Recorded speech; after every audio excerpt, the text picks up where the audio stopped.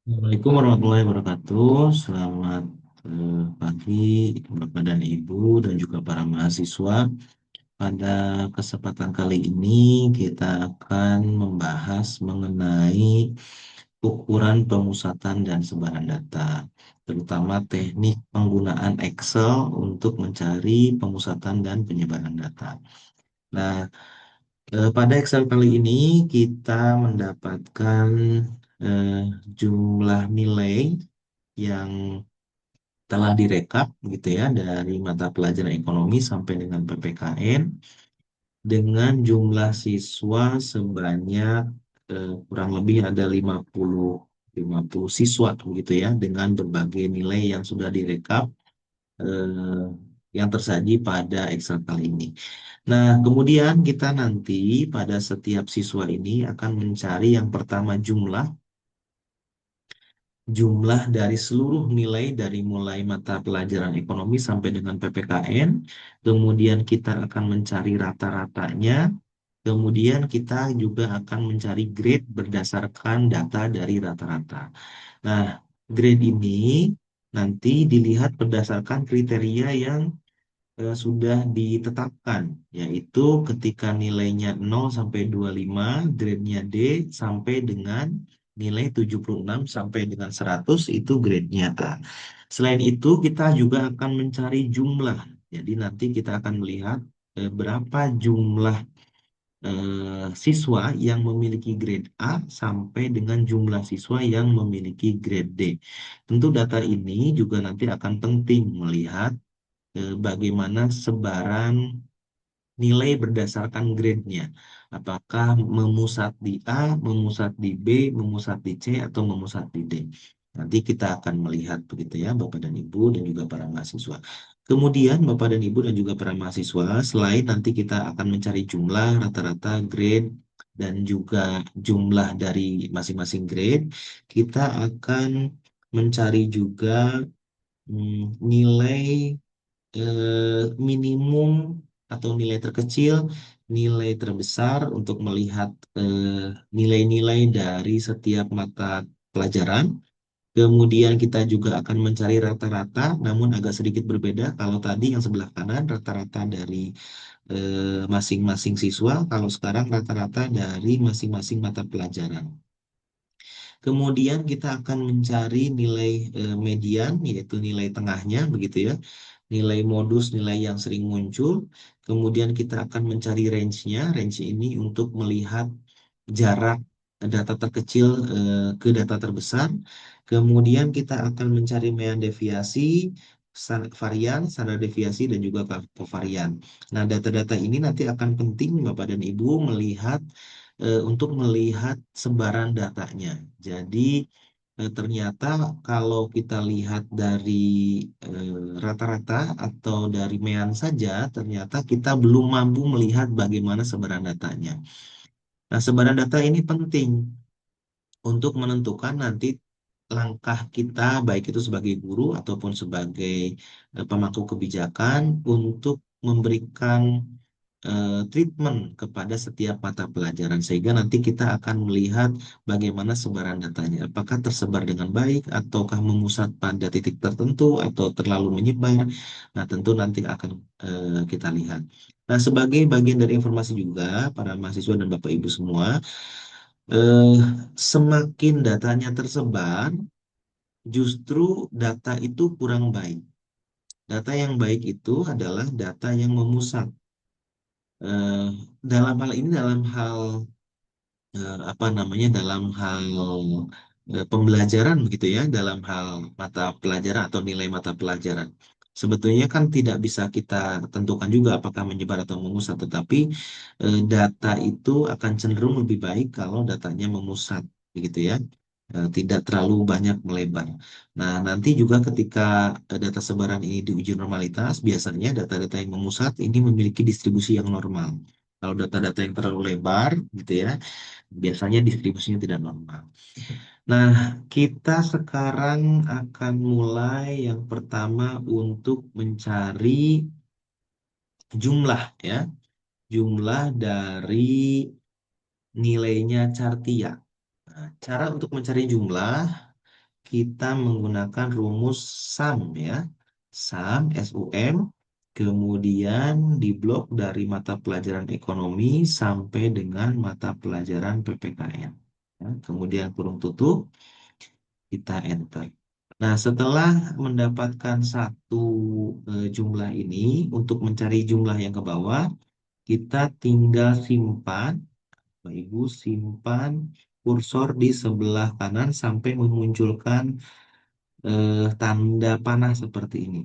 Kemudian kita klik dua kali, maka datanya itu akan sudah tersebar sampai ke Maesaro, gitu ya, data yang terakhir. Nah, kemudian selanjutnya kita akan mencari rata-rata dari nilainya Sartia ya. Nah, untuk mencari rata-rata kita menggunakan rumus average ya, average atau average. Kurung buka nilai ekonomi sampai dengan nilai PPKN. Kemudian kurung tutup dan juga enter. Kemudian setelah mendapatkan satu data, kita kembali seperti tadi, mencari tanda panah seperti ini, kemudian kita klik dua kali. Nah, datanya nanti akan muncul sampai dengan baseline. Kemudian, Bapak dan Ibu dan para mahasiswa, kita akan mencari grade berdasarkan data rata-rata sesuai dengan keterangan yang sudah ditetapkan atau grade yang sudah ditetapkan. Jadi kalau nilainya 0 sampai 25 adalah D, gitu ya. Nah, kita akan coba mencari grade-nya. Saya perbesar supaya lebih jelas. Nah, caranya adalah dengan menggunakan if sama dengan if atau multiple if. Bisa Bapak dan Ibu atau para mahasiswa menggunakan if atau menggunakan ifs. Ya, bisa multiple if ataupun menggunakan ifs. Namun di beberapa apa namanya di beberapa Excel ada juga yang tidak ada fungsi ifs, tidak ada s-nya. Jadi hanya adanya if. Ya, jadi kali ini saya akan mencoba menggunakan if yang multiple if. Caranya bagaimana? Kita tentukan berdasarkan grade Bapak dan Ibu. Ingat, grade A itu 76 sampai 100, grade B 51 sampai 75, C 26 sampai 50, dan D 0 sampai 25. Kita mulai dari yang 76 sampai 100 ya. If nilai rata-rata ini lebih besar sama dengan 76, maka nilainya adalah A. Gitu ya, Bapak Ibu ya. Kemudian kita ambil yang kedua. Jika nilainya lebih, ya, nilai yang ini ya tentu ya, nilai yang sebelah sini nih. Nah, nilai yang Q5 ini lebih besar dari sama dengan berapa sekarang? 51, maka nilainya adalah B. Nilainya B. Kemudian jika yang Q5 ini ya, Q5 itu di sebelah sini, Bang. Nah, Q5 ini lebih besar sama dengan 26, maka nilainya C. Ya. Nah, sekarang terakhir, kalau Q5 lebih besar sama dengan 0, maka nilainya D. Ya, kita kurung tutup seperti ini. Nah, jadi jika nilainya lebih besar dari 76 atau rata-ratanya lebih besar dari 76, maka nilainya A. Jika rata-ratanya lebih besar dari 51, nilainya B. Jika rata-ratanya lebih besar dari 26, nilainya C. Jika rata-ratanya lebih besar daripada 0, nilainya D. Gitu ya. Nah, kemudian kita, oh maaf, di sini belum ada perumbukannya. Nah, ya, oke. Yang satu. Kita lihat. Oh, sesuai maaf. Balik. Kita lihat, Bapak dan Ibu. Ini kenapa ini? Sebentar, ada yang error nih Bapak dan Ibu. Jika nilainya 76, nilainya 51B, jika nilainya yang besar daripada 26, nilai C, Oh, jadinya kurang if ya. Jika nilainya besar daripada 0, gitu. Oke. Nah, begini Bapak dan Ibu, ternyata untuk Cartia ini berada pada rentang grade B. Ingat, untuk mencari ke bawah tinggal dicari tanda panah seperti ini, kita klik dua kali. Nah, maka nilainya sudah muncul semua gitu ya. Dari mulai Cartia sampai dengan Maesaro grade-nya B. Nah, sekarang yang akan kita cari Bapak dan Ibu, berapa jumlah siswa yang memiliki grade A dan berapa jumlah siswa yang memiliki grade B. Kita lihat yang memiliki grade A berarti fungsi yang kita gunakan adalah fungsi COUNTIF. COUNTIF. Menghitung jumlah jika grade-nya A. COUNTIF kurung buka, range-nya adalah ini Bapak dan Ibu, sampai dengan terakhir, sampai dengan B ini. Kemudian jangan lupa kita kunci. Tujuannya apa? Tujuannya ketika nanti kita geser ke bagian bawah, eh, hasil blok kita, range blok kita ini tidak bergeser, tidak ikut bergeser gitu ya. Jadi harus kita kunci. Menggunakan FN F4 sampai muncul tanda dolar seperti ini gitu ya. Kriterianya adalah A. Nah, tutup, enter. Nah, ternyata yang memiliki nilai A ini ada 20. Kemudian kita tarik ke bawah gitu ya. Nah, ketika ditarik ke bawah seperti ini, kalau tadi tidak kita kunci, maka nanti akan bergeser. Yang di bloknya itu juga akan bergeser. Gitu ya. Jadi harus kita kunci supaya tidak bergeser. Oke, kenapa ini sama 20 semua? Karena eh, kriterianya belum kita ganti. Ini masih A. Nah, kita ganti menggunakan B kriterianya. Ini juga sama masih A. Kita ganti menggunakan C. Yang ini juga masih A. Kita ganti menggunakan B. Nah, ternyata Bapak dan Ibu dan juga para mahasiswa, grade A ini berjumlah 20. Jadi ada 20 siswa yang memiliki grade A, ada 24 siswa yang memiliki grade B, ada 4 siswa memiliki grade C, dan 2 siswa memiliki grade D. Gitu ya. Kemudian selanjutnya, Bapak dan Ibu para mahasiswa, kita akan mencari yang pertama nilai terendah, terbesar, kemudian rata-rata, sampai dengan kovarian dari setiap mata pelajaran. Gitu ya. Kita coba cari yang nilai terendah dari mata pelajaran ekonomi. Caranya menggunakan fungsi min.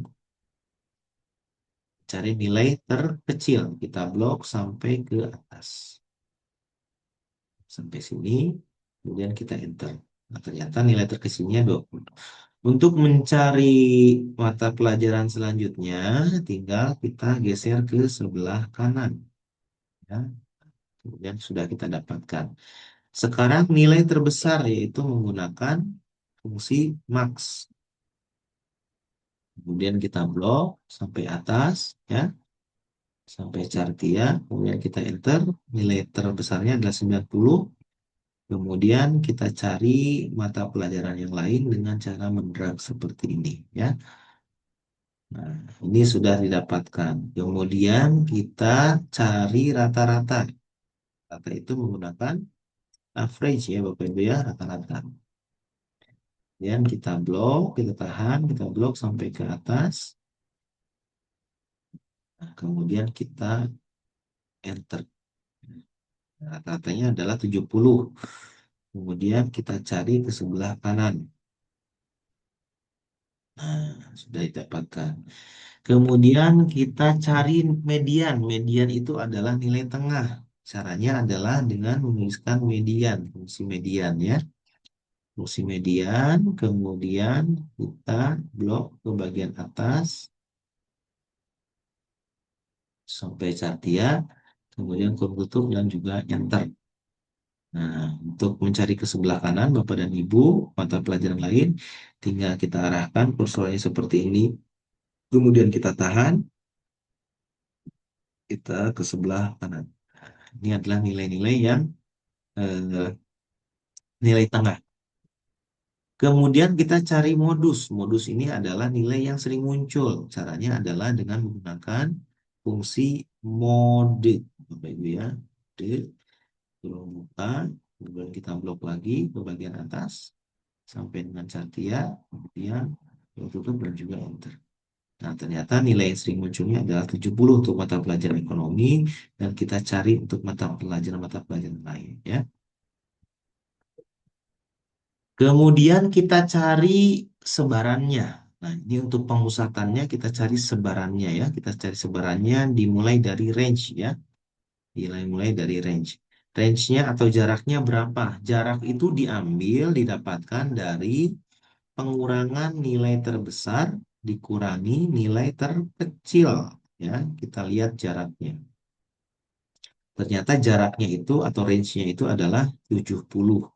Kita cari untuk yang mata pelajaran yang lain dengan pola yang sama seperti ini. Nah, kemudian kita dapatkan range dari masing-masing mata pelajaran. Kemudian kita juga mencari mean deviasi. Mean deviasi ini untuk menentukan atau untuk melihat sebaran datanya, gitu ya, rata-rata sebaran atau rata-rata deviasinya, yaitu menggunakan rumus average deviasi atau sama dengan AVDEV. Nah, AVDEV itu adalah average deviation. Deviation itu adalah deviasi ya, AVDEV. Kemudian kita cari average deviasinya di blok,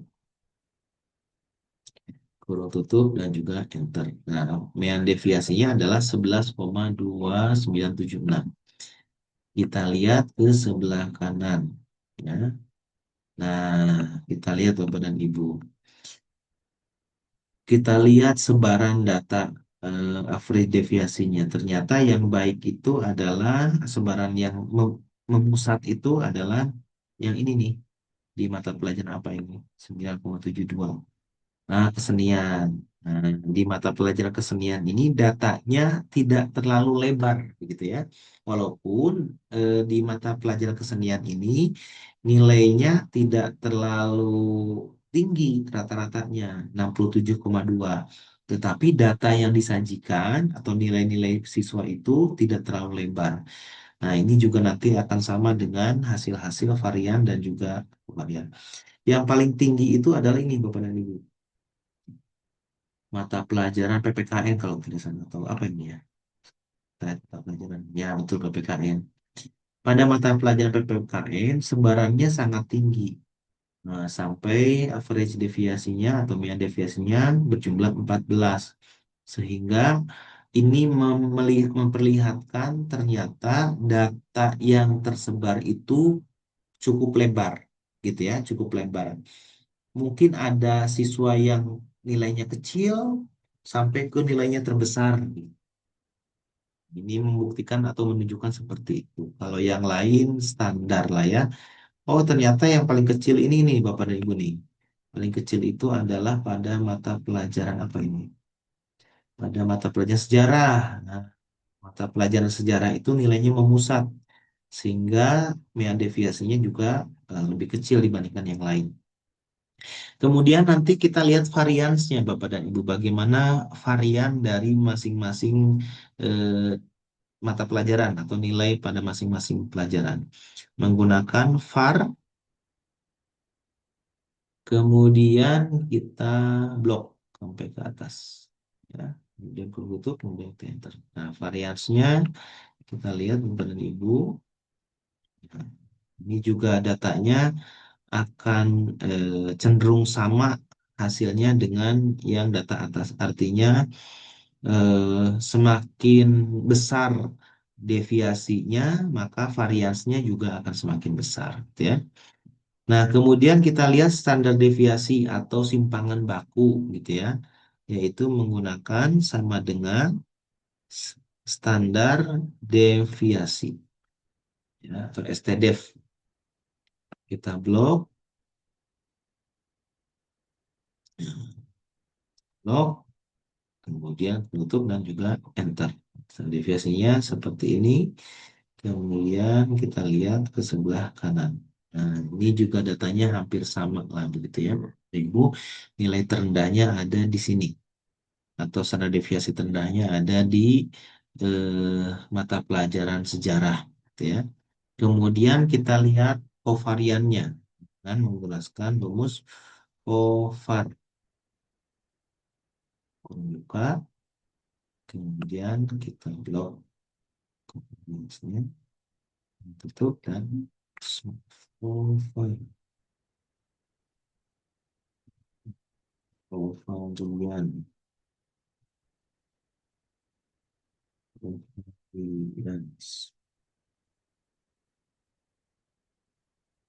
itu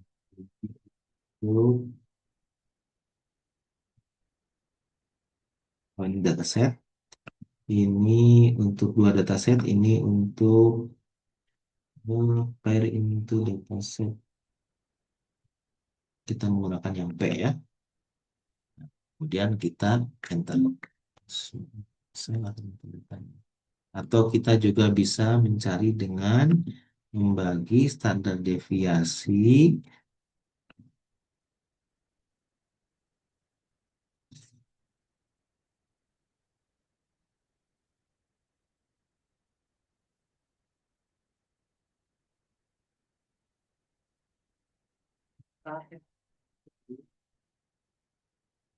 Untuk penelitian kovalen itu kita menggunakan tanda BPM.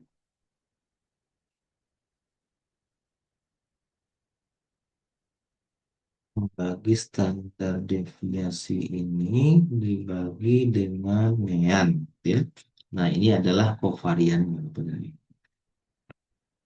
Ya, kita cari ke sebelah. Begitu Bapak dan Ibu dan juga para mahasiswa untuk tutorial atau penggunaan Excel untuk mencari pemusatan dan sebaran data untuk mata kuliah statistik penelitian pendidikan. Terima kasih. Assalamualaikum warahmatullahi wabarakatuh.